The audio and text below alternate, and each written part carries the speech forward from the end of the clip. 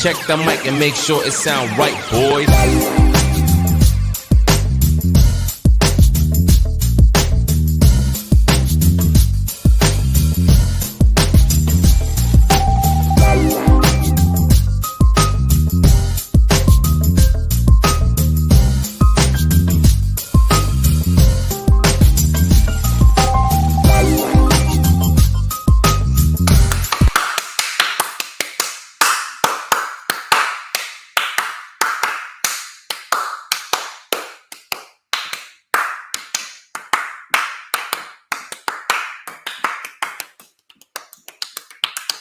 Ladies and gentlemen, I'm the one and only DJ Storms, and I would like to welcome each and every single one of you back here to the channel on YouTube.com. As of course, you already know who I am, Mr. Controversy, and the operator of the best damn Twitter handle,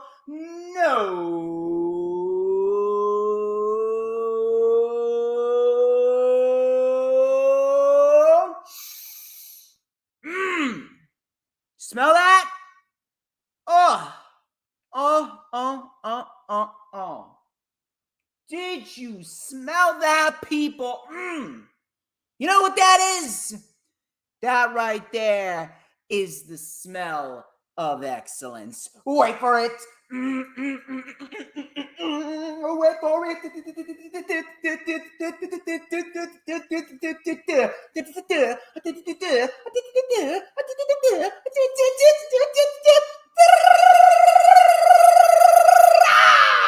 To mankind. And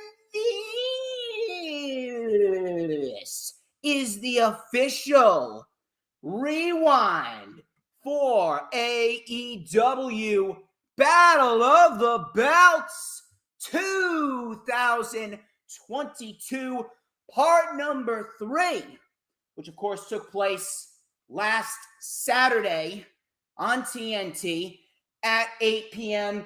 Eastern Time, and we got ourselves a new little stream here. Every single time we stream on Tuesdays, it's going to go by TGI Tuesdays with yours truly, your boy DJ Storms, baby. And DD's already getting in the mood because it is TGI Tuesday right here on the channel. And Michkovsky always acknowledging me because I am the best in the motherfucking business. No matter how you look at it, how you spin it, who you put up against me, no one can touch me. No one can touch DJ Storms. But I really don't expect too big of a crowd here tonight, only because of the fact that Tuesdays and Thursdays, for that matter as well, they're not my day.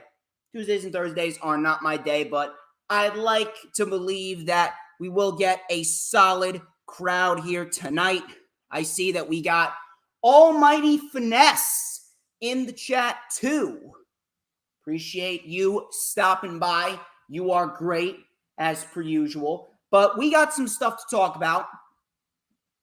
We got to talk about Battle of the Belts, part number 3. Now, normally I would be doing it on a Sunday, but I figured, considering I did 2 Sunday streams in a row, I felt as though I need to help around the house with my family. I need to spend more time with them. So I took that Sunday off.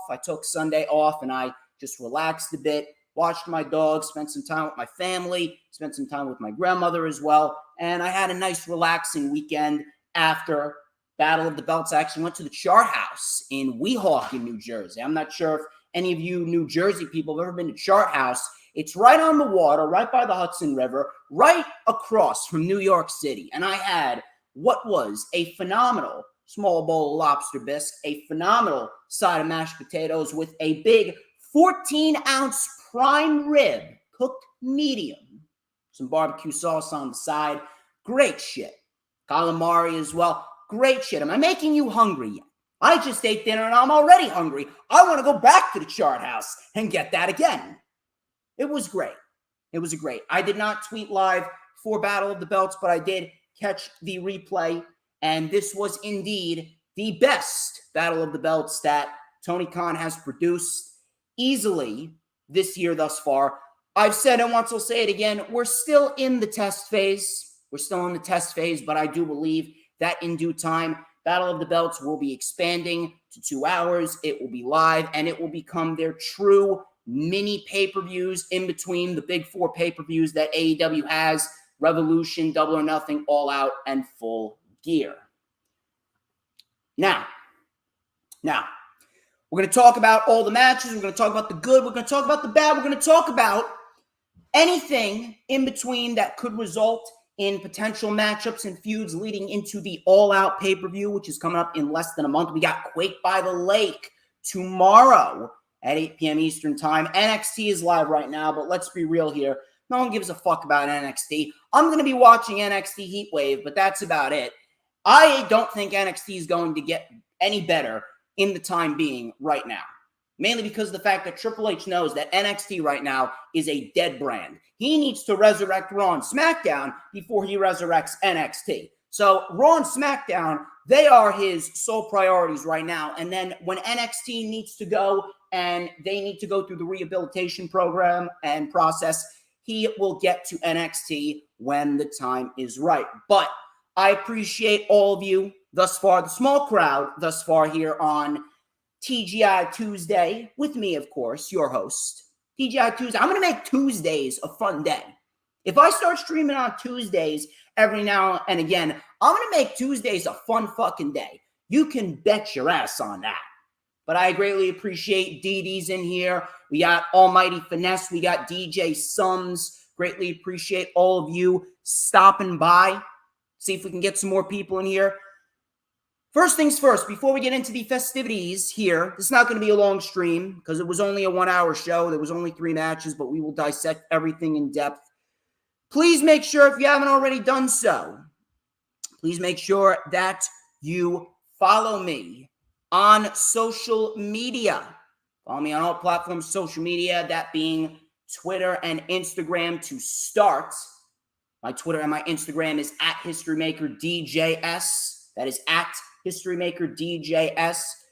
Both of those links are in the description, as well as the link to my Facebook. You can add me on Facebook for collaborations and the business inquiries. Please make sure that you send me an email. My email is, of course, StormsTakeOver@gmail.com. I have not really been getting around to my email as often as I would like, mainly because of the fact that work has been fucking killing me. The brand schedule is killing me as it is because I'm lucky that I have this time to sit here and stream and then watch my wrestling shows and then stream on Saturdays as well. I'm telling you, this is the busiest I've ever been in my life, and it's only going to get busier. It's only going to fucking get busier. You can believe that, but I'm going to do my best to get around to my emails when I have the opportunity. It is hot as a motherfucker outside. It is hotter than donkey balls, as I always say. But we're in here, and we are talking about pro wrestling on TGI Tuesday. As always, be sure that you like the official DJ Storms business page, and I may just send you an invite to join the official DJ Storms posse group on Facebook. That is, all of those links are in the description of this very stream. We are nearly 10 minutes into the stream already, and if you have not liked it, I don't know what the fuck you're doing. When you come in here, whether you're watching on Twitter, whether you're watching on the Twitch or the Facebook or the YouTube, you gotta like the video. Like it on Facebook, like it on Twitter. You can retweet it on Twitter as well. You can also like it on Twitch and like it on both my channel and the Hardcore Sports channel. If you're in my chat right now, here's what I need y'all to do. Like the video on my channel and then take your ass over to Hardcore Sports and like the stream over there, because Hardcore Sports, we trying to build Hardcore Sports up. Hardcore Sports is going to be the fucking place to be. So please, like it on my stream and then go to Hardcore Sports streams and like it over there. And if you're in the Hardcore Sports channel over there, you can like the video there, go to my channel and like the video over here. vice versa, mix and match, whichever way you prefer. Please make sure that you like the stream on both channels, as it is vital. It gets me more eyes, gets Hardcore Sports more exposure. It gets everyone associated with the brand more exposure. We get more people in here, and more people are watching me, and everybody needs a little bit of DJ Storms in their life. Come on. You already know the drill, Didi. You know the drill. You need DJ Storms in your life. Everyone needs DJ Storms in their life. Almighty Finesse needs DJ Storms in his life. Everyone needs DJ Storms in his life. DJ Sums needs DJ Storms in his life. Everybody needs DJ Storms in his life. Seriously. Anyway, I'm getting a little carried away here.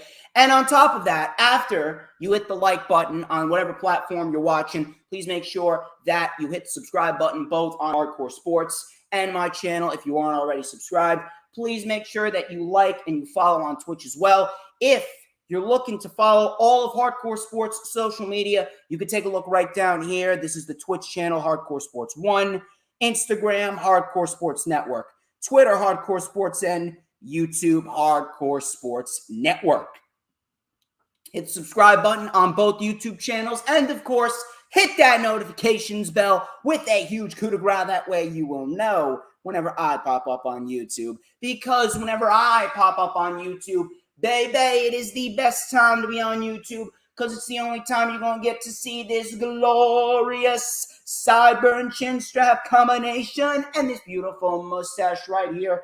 No hair comb today. I do wear snapbacks sometimes. Snapbacks specifically on Tuesdays and Thursdays. But right here, this is going to be Earl's favorite part of the stream. Hopefully we see Earl a little bit later on. But right now, we're going to light it up right here on the channel with a little bit of and a dash of and a whole lot of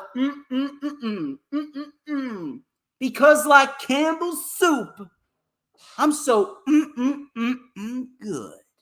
Everybody wants a piece of the Storms Meister. Jamar Games, how you doing, man? How you doing? Be sure that you're liking the video when you come on in, both on my channel and both on the Hardcore Sports channel. Anyway. Enough of the self-brand promotion, the advertisements. We're going to get straight into the festivities here on TGI, a Tuesday. Rewind for AEW Battle of the Belts Part 3. Easily the best Battle of the Belts that they've done. Again, they are still in the developmental stage, but what I said a while back regarding Tony Khan is he does not have much time to work with. He has very limited TV time. I even went so far as to say that if WWE's roster and AEW's roster, if they switch times, if WWE had 3 hours a week and AEW had 5, then everyone would be working out just fine because everyone will get more exposure on TV. So that would be a great thing, but unfortunately, we're not in that scenario right here. We do not have that luxury. So Tony Khan is now forced to make do with what he's got. I said he needed to do that, and for Battle of the Belts 3, it definitely looks like he did that. He definitely gave us a pretty fun hour of pro wrestling. Was not the best, was not perfect at all, but for the hour that we got on Saturday, it was definitely worth your time, especially the main event, which we will talk about. The main event absolutely blew everything out of the water. Main event may have been the best wrestling match of the entire fucking month. That was phenomenal with Konosuke Takeshita and Claudio Castagnoli, which we will go over. But obviously, first things first, we have to go through the preliminary matches before the main event.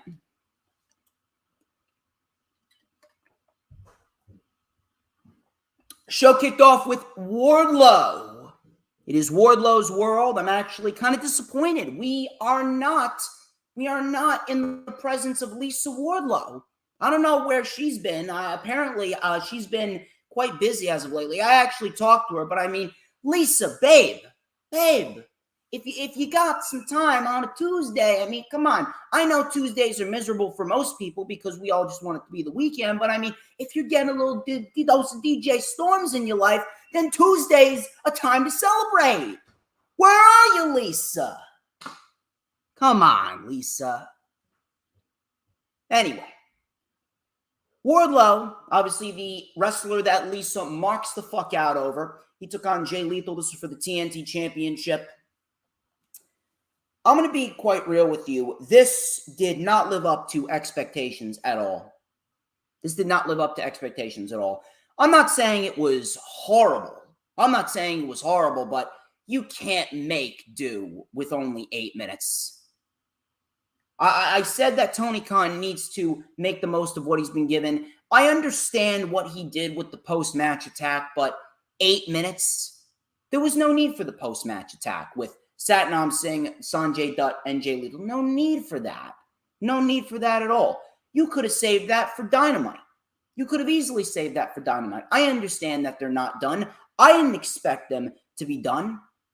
Almighty Finesse. I don't know where the fuck you are coming up with this shit, but I think I'm gonna have to fucking block you. I think you're gonna have to get the fuck out of here. Almighty Finesse. I believe DD is in control of my chat, and I believe Almighty Finesse is on my chat. So here's what I need y'all to do, DD. DD, get Almighty Finesse the fuck out, and he can go fuck himself for the rest of the night. You lost your fucking privileges. So you know what? And goodbye, Almighty Finesse. You lost your fucking privileges. You should think before you tweet. You think before you tweet, think before you message, and stay the fuck in your lane. Stay the fuck in your lane. AEW is not garbage. You know who's garbage? Look in the mirror and you'll see garbage. What a fucking retard. You don't come into my stream and bash a great wrestling company. Fuck out of here, you loser. The match itself, very disappointing. Easily the worst match of the night, which kind of shocked me. That kind of shocked me. It was not horrible, but I mean, 8 minutes. You could have easily taken the attack away, and you could have given this match another 4 minutes. That way, it would have at least surpassed the 10-minute mark. You can't make do with 8 minutes. They tried, but they didn't even break out of the first gear. Now, it did make Wardlow look strong, I will say that, but 8 minutes? Sorry, can't get behind that. So, what we actually did get, this is something new for AEW, we got title graphics. We got classic WWE, almost classic 2008 WWE title graphics with the name and everything. It looked very, very nice. So we got the title graphics for AEW. I'm down for that. I'm really down for that. Really good stuff right there. I like the title graphics. A little small, minute detail that actually is very, very pleasing, visually pleasing.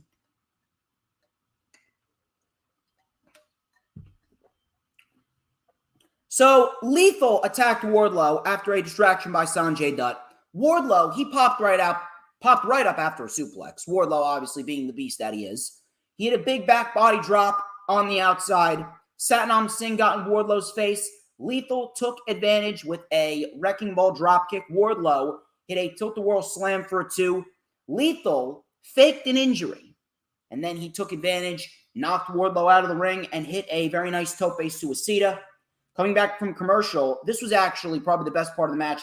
Wardlow and Jay Lethal, counter for counter. Wardlow was trying to get the powerbomb over and over again on Jay Lethal. Lethal tried to go for a lethal combination. Wardlow with a headbutt, a big lariat, turning Lethal inside out, and then he hit the powerbomb, and he won the match within 8 minutes. Not horrible, but very, very disappointing. I expected a lot more. I have a feeling we'll be getting a lot more because clearly they're not done. But for Battle of the Belts, no need to do this attack. I understand why they did it, because they need to continue to build the story, but you could have waited for Dynamite Quake by the Lake for this, or even next week's Rampage. You didn't need this. So, Satnam Singh and Dutt attacked Wardlow. They surrounded him, swarmed him. Lethal went for a figure 4, but Wardlow fought it off, and he tried to powerbomb Satnam Singh. I have a feeling he'll probably get this at some point, but not yet. Lethal stopped it. They brought in a table, and Satnam Singh chokeslammed Wardlow through the table as Lethal posed with the TNT title over his shoulder. Like I said, the post-match attack was not needed, rather disappointing, not terrible, but you can't do anything. You can't do much with 8 minutes. It felt like a Rampage match. That I don't like. Felt like a Rampage match. Did not like that at all. Now, what could come out of this? Well, Wardlow looks strong. Obviously, Wardlow's building a nice reputation for himself as the TNT champion. He's going into All Out. Who is there for Wardlow to face at All Out? Well, Hobbs is caught up with Starks. Luchasaurus and Jungle Boy and Christian, they got their own shit going on. Andrade, Roosh, Lucha Bros, Pac, they all got their own shit going on. Pac's defending the All-Atlantic Championship. Hangman and the Bucks, they are caught up themselves. There's really no one. Sammy Guevara and Eddie Kingston, they're facing off. Bryan, more likely than not, is going to face Chris Jericho. Moxley, more likely than not, is going to face Punk. So, realistically, the logical thing would be to do a triple threat match with Jay Lethal, Orange Cassidy, and Wardlow. Now, I'm guessing that's where we're getting at because they did mention Orange Cassidy on commentary during this match, saying that his status is day by day. So, by that logic, I would assume Orange Cassidy is going to come back at some point in the next few weeks, and we could be looking at a triple threat match with Orange Cassidy, Jay Lethal, and Wardlow, which I would not mind. That is a great match. And then after All Out is over, then Wardlow can start branching off into some new challengers. One thing I would love to see, and I don't see many people bringing this one up, I would love to see Luchasaurus, and this is what I think is going to happen. This is what I feel is going to happen. Luchasaurus is inevitably going to fuck Jungle Boy over.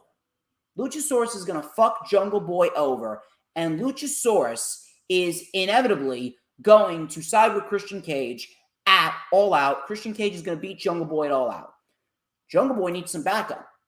Insert Wardlow. Why? You can branch off and do various matches just from that one move alone. We could do a tag team match with Luchasaurus, Christian Cage, Wardlow, and Jungle Boy. We could do Wardlow versus Christian Cage, Wardlow versus Luchasaurus. That right there would be a big match for Battle of the Belts 4, which apparently is taking place on the same day as WWE Extreme Rules. So Tony Khan, he's got a little bit of competition there. I definitely don't mind it because, hey, more content, more wrestling.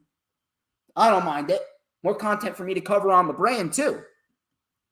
But, I mean, if Tony Khan wants to really boost that show up, I would love to see a Wardlow versus Luchasaurus match and a potential World Championship match on Battle of the Belts 4 as well. So that right there, that is definitely something to keep an eye on. But the match itself, very disappointing. I expected a lot more. But it looks like we could be headed towards Wardlow versus Jay Lethal versus Orange Cassidy in a triple threat match, which no one should be complaining about. That's going to be a fantastic match. Wardlow retains the TNT Championship.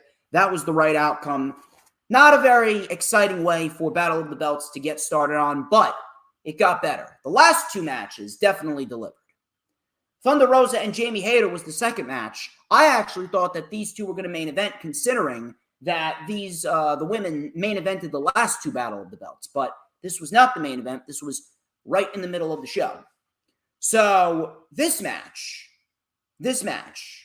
was a very physical match. Exactly what I want to see out of women's wrestling. It went 12 minutes. These two women beat the hell out of each other. Really stiff shots, really stiff moves between these two women. These two women easily should be top-tier priorities in the AEW women's division for years to come. Really solid stuff right here. Really solid stuff. I would even go so far as to say that this was probably Thunder Rosa's second best match as champion. The first one obviously being Deeb, and I would rank this one above the one with Toni Storm that we saw at Forbidden Door. This was a very hard-hitting match. Really good stuff right here between these two women. The match started out right out of the gate with Hayter getting the jump on Rosa. Hayter with a very nasty snap suplex. She was in control. Hayter then tossed Rosa into the barricade. Really stiff shots from Jamie Hayter, throwing Rosa around into the steps to the barricade. Rosa then came back with a DDT on the floor. Hayter came back. This was fucking brutal right here. Hayter with a Uranagi on the steel steps. So you know how she does the Irish Curse backbreaker in tribute to Sheamus? She delivered an Irish Curse backbreaker to Thunder Rosa on the steel steps. That did not look good. So I would not want to be Thunder Rosa in that scenario. I am not envious of what Thunder Rosa had to endure there. So coming back from commercial, Rosa and Hayter started trading strikes back and forth. Rosa with a very nice Northern Light suplex for a 2. This right here was perhaps my favorite spot of the match. Rosa with probably the best hesitation dropkick that I've ever seen her do. She does the hesitation dropkick. She goes through the ropes, her feet completely scraping Jamie Hayter's face. That looked amazing. That was awesome. And I believe this is the part where Jamie Hayter, according to the reports, according to Sean Ross Sapp, Jamie Hayter suffered a broken nose. So that right there, that was brutal. Really good stuff right there. So Rosa then came back with a cannonball off the apron to Jamie Hayter. Rosa with a crossbody for a 2. Hayter came back with an Irish Curse backbreaker for a 2. Jamie Hayter with a beautiful brain buster for a 2 count. Right on the money. Great brain buster. Rosa kicked out. Toni Storm and Britt Baker then got into it on the floor. Toni Storm hit a DDT to Britt Baker off of the steps. And Rosa and Jamie Hayter, they traded roll-ups back and forth until Rosa inevitably got the tight roll-up to just beat Jamie Hayter. And she retains the AEW Women's World Championship in what was a physical, hard-hitting fucking match that I would not want to be a part of. I do not want to be taking any fucking moves, any bumps, any strikes from Jamie Hayter. I don't want to take that hesitation dropkick from Thunder Rosa. And this is exactly what women's wrestling should be. AEW, no matter what you think of Tony Khan, no matter what you think of the women's division, they do women's wrestling right. This is exactly what a women's championship match should be. I could have watched these 2 women go for another 5 more minutes. That's how good this match was. These 2 women beat the shit out of each other. Very physical match right here. Exactly what I wanted to see. If you want to go out of your way to watch it, I would definitely encourage you to go out of your way to watch it. Really solid material right here from Jamie Hayter and Thunder Rosa. Now, what's going to happen? What's going to happen going into All Out? Well, there's been some tensions. There's been some tensions between all 4 of these women. I would not mind if we get another Thunder Rosa and Toni Storm match, considering that Britt Baker's kind of been pushing the buttons there. She's kind of been pushing the buttons saying, hey, you know, I don't know why you're hanging around Thunder Rosa, considering that you're number 1 ranked. Thunder Rosa's using you. Thunder Rosa's keeping you under her thumb because she knows that you're her biggest threat as champion. So Britt Baker's not necessarily trying to get the championship from Rosa. The tension's there, but she's mainly trying to instigate a fight between Toni Storm and Thunder Rosa. And that could facilitate either way. The one thing I love about this program the most is that it's very unpredictable. We could swing either way. We don't know who's going to turn on who. It could be Thunder Rosa turning on Storm, Jamie Hayter turning on Britt Baker turning on Jamie Hayter. It could swing any which way, and that's what I love about it. What I would love to see, now I'm not sure how they get there considering that Jamie Hayter lost here, but I could definitely see either a triple threat match between Britt Baker, Toni Storm, and Thunder Rosa, or maybe we get a fatal 4-way between all 4 of these women. I think that would be a phenomenal match. It would really bring to light a lot of different scenarios. It would really enhance everyone in that match. It would really enhance the women's division. It would enhance the storyline, and we could potentially see a surprise. Maybe a surprise babyface turn, maybe a surprise heel turn by one of these women. I don't know. But something's brewing. Something's brewing. I don't know what Tony Khan has in store, but it's definitely worth keeping your eye on. That's definitely what I love about this storyline. And we got a plethora of great matches. We got a very good tag team match with all 4 of these women on Dynamite last week, and we got a very physical match between Thunder Rosa and Jamie Hayter at Battle of the Belts Part 3. So they're building a nice, intriguing storyline in the women's division. Thunder Rosa Her title reign did not start off on the right foot, but now it seems as though she's starting to get the ball rolling. We had an excellent match with Deeb, very good match with Tony, very good match with Yamashita, very good match with Jamie Hayter. It's exactly what we need, and I do believe a triple threat or a fatal four-way would help enhance Thunder Rosa even more. I would love to see it. So Thunder Rosa retains. Absolutely the right outcome. No reason why she should be losing. And Thunder Rosa, for the second battle of the belts in a row, successfully defends the AEW Women's World Championship.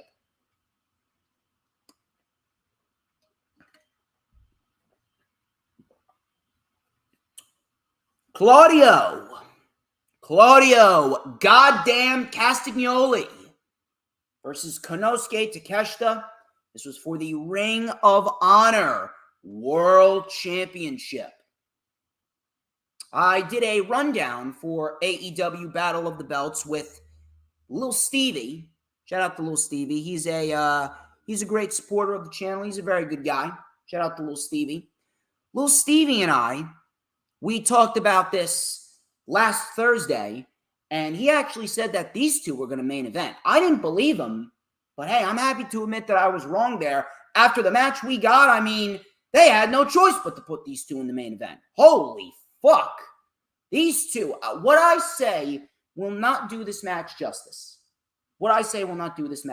And this is exactly what we've been needing to see from Claudio for God knows how long. Now you're starting to see just how Claudio is. No disrespect to Takeshita as well, because Takeshita, he is a legit hybrid of Kota Ibushi and Kenny Omega.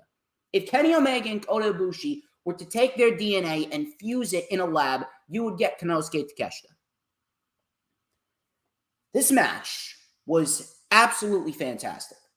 Easily the best, hands down, the best Battle of the Belts match that we've seen. We've seen 9 matches out of the 9 matches that we've seen on all three, across all 3 Battle of the Belts. 9 matches, this one was number 1. That's how good it was. This match went 20 minutes. You could have taken this match and you could have put it on All Out pay-per-view and it would have stole the fucking show in Chicago. This was fucking excellent. Claudio Castagnoli, he is already off to a hot start as the Ring of Honor World Champion. I knew this match was going to be great. I didn't give a shit about the build or anything like that. Just give me these two. Let them go 20 minutes. Exactly what they did. Amazing. So this was a very technical start. They started this match at 8:39, so they got full 20 minutes. So coming back from commercial, Takeshita mounted a comeback with a beautiful flying lariat, almost an Undertaker-esque lariat. That lariat by Takeshita reminds me very much of what the Undertaker used to do. So Takeshita with a beautiful flying lariat, and then another beautiful tope con hero. He does these moves with such fluidity and makes it look effortless. It's unbelievable. The guy's 26. The guy's 3 years older than me. He's 3 years older than I am, and he makes this shit look effortless as if he's been doing this for three decades of his life. So Takeshita with a beautiful tope con hero. Claudio came back with an avalanche gut-wrench suplex for a 2. Claudio with the giant swing. He went for the cover. Takeshita kicked out. Takeshita. I think Takeshita may have the best Blue Thunder Bomb ever. I love Sami Zayn, but I'm sorry, Sami. I think Takeshita may have you beat. Takeshita's Blue Thunder Bomb is amazing. So Takeshita with a beautiful Blue Thunder Bomb. That got a 2 count. Takeshita with a DDT on Claudio into the buckle. Takeshita then hit a beautiful frog splash. Claudio kicked out. Claudio with a wicked fucking uppercut for a 2. And then he locked in the sharpshooter. He realized that Takeshita was getting to the ropes, so Claudio transitioned into a crossface. Takeshita was able to get out. They traded strikes back and forth. This right here was a great sequence. So we had a German suplex by Takeshita. Clothesline by Claudio. Takeshita got up. Another German suplex. Big lariat by Takeshita. Both men are down. Takeshita covered Claudio. Only got a 2. Another great sequence by Takeshita right here. A brain buster. A brain buster after a V-trigger. So he's definitely been learning from Kenny Omega. V-trigger right to the head. Beautiful brainbuster by Takeshita. Claudio still kicked out. Claudio said, fuck this, I am not going down without a fight. Claudio then tried for the Ricola bomb. Takeshita rolled him up, and this was the nearest of near falls. I legit thought Takeshita won the championship right here. Roll up by Takeshita. He had Claudio in this hold deep. Claudio almost looked like he wasn't getting out. Claudio barely got the shoulder up. Fantastic near fall. Fantastic near fall by Claudio right here. Claudio then picked Takeshita out of the air and hit a Death Valley driver. Both men are down. Claudio then came back with a springboard uppercut, a big lariat, the hammer and anvil elbow strikes right to the head, and then Claudio finished off Konosuke Takeshita with the Ricola bomb, and Claudio Castagnoli retains the Ring of Honor World Heavyweight Championship in what was a fantastic fucking match. And I'll say it once, I'll say it again. If you look back at this year, throughout Dynamite, and you look at a guy that's been putting on the best in-ring matches out of every single person on this roster, you could say Jon Moxley, you could say Wheeler Yuta, you could say Daniel Garcia, you could say Eddie Kingston, you can say Hangman, you can say Cole, you can say any one of those individuals. You can say any one of those individuals. You can say Jay Lethal, too. You can say Jay Lethal. I'm putting Konosuke Takeshita at top 3 in that list.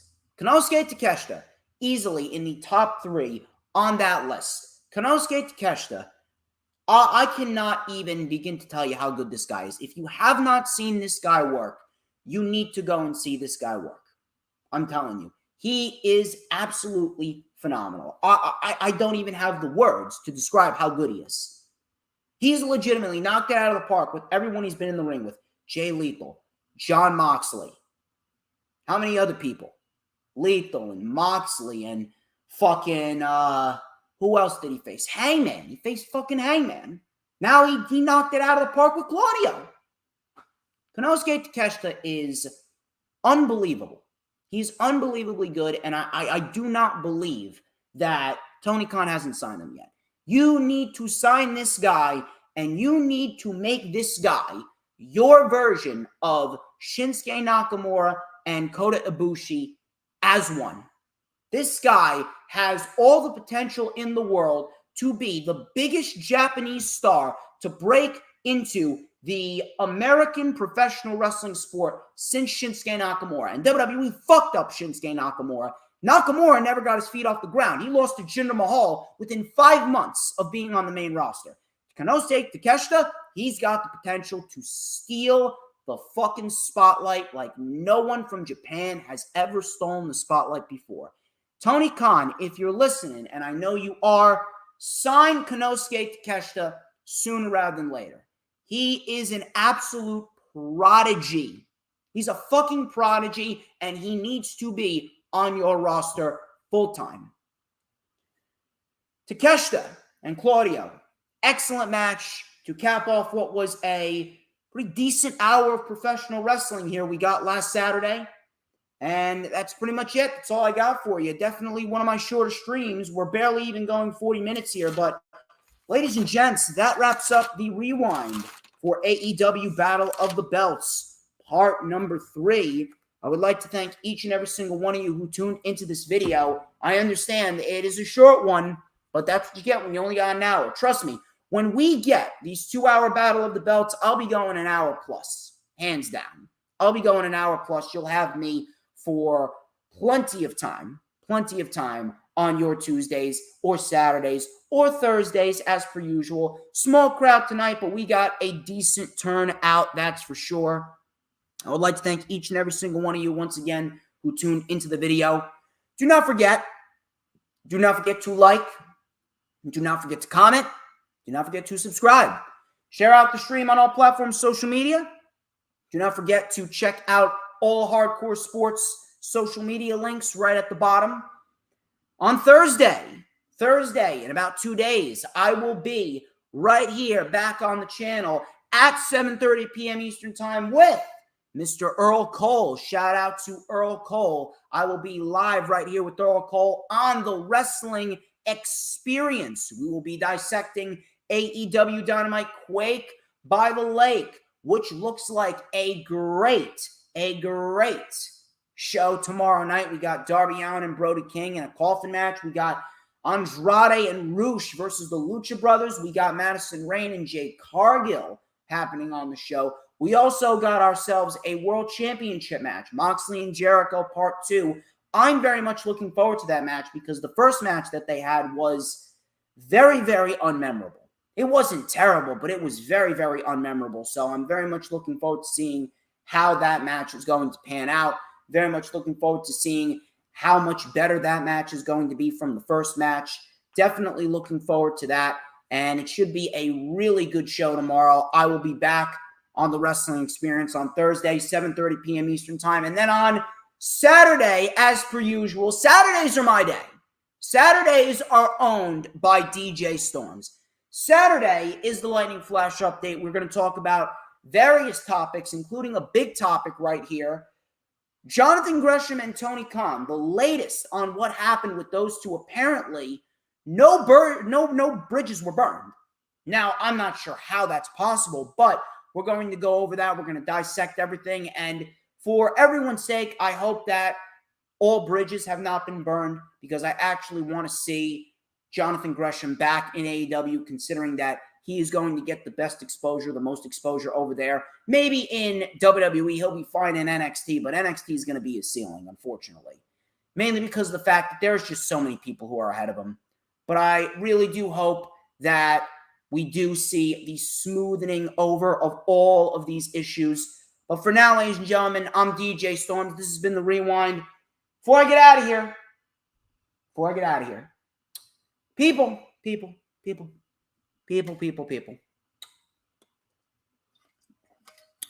Who runs the IWC? Who? No. Don't leave. Don't anyone be leaving now. Who runs the IWC? Who? I'll tell you who. But DJ motherfucking Storms. I'll catch you guys on Thursday for the Wrestling